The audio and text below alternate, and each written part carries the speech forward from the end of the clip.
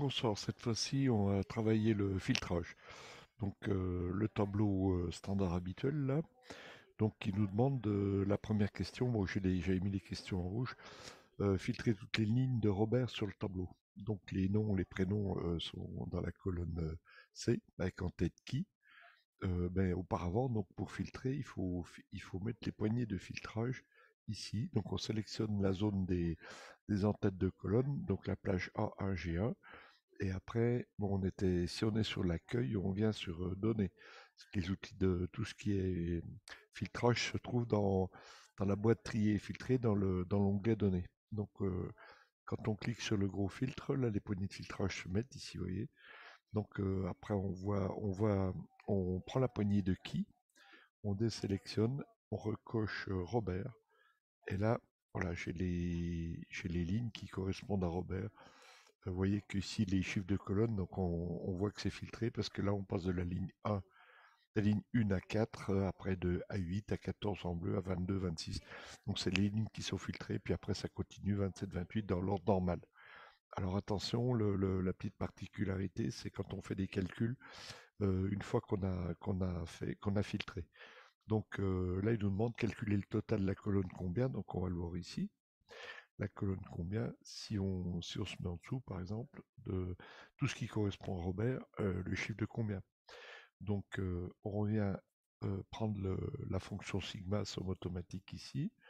Il nous propose déjà un sous-total, il ne nous propose pas la fonction somme, parce qu'il a détecté, lui, avec l'option 9 même, qu'on a filtré. Donc,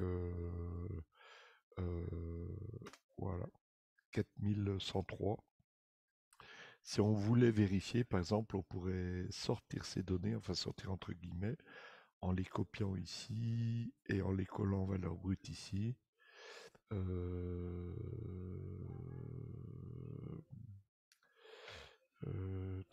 là, non, je vais sortir la sélection.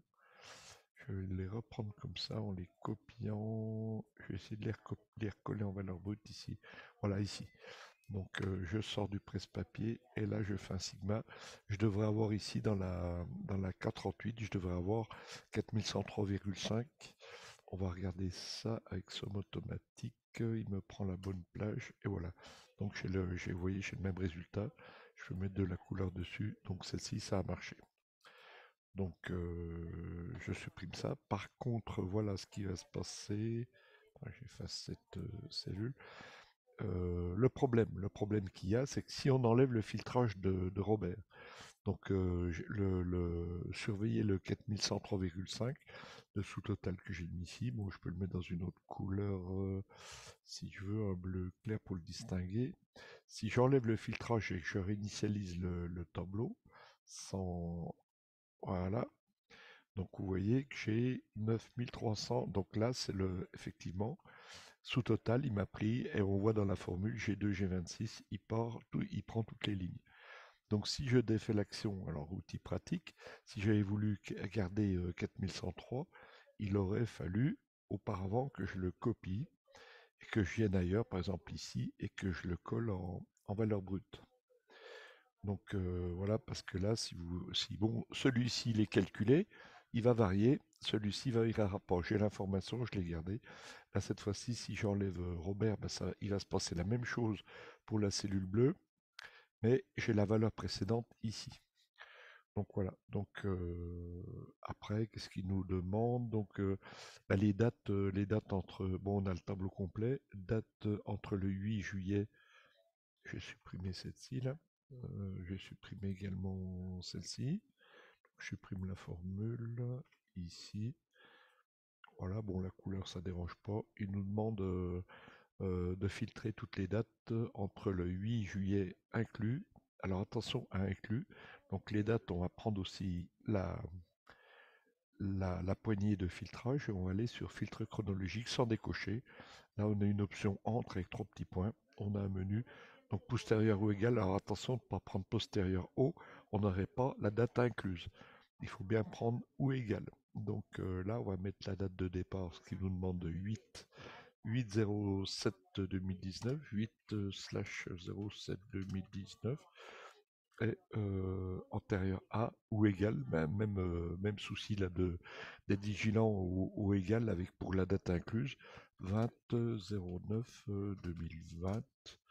Donc là, théoriquement, voilà, il nous filtre, on a les dates, puis effectivement, vous voyez, la première c'est lui dont égal, et puis la dernière égale aussi.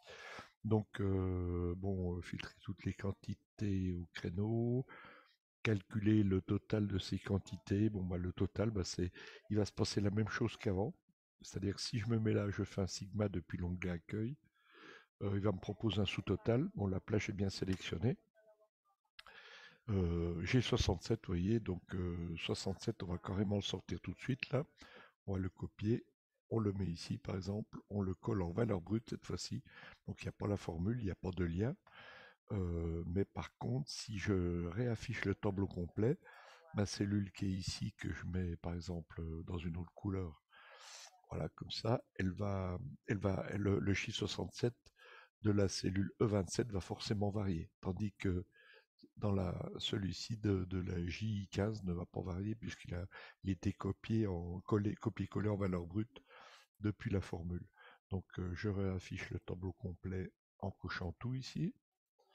Et vous voyez que 156, ben effectivement, c'est le sous-total si je regarde la barre de formule E2, E26.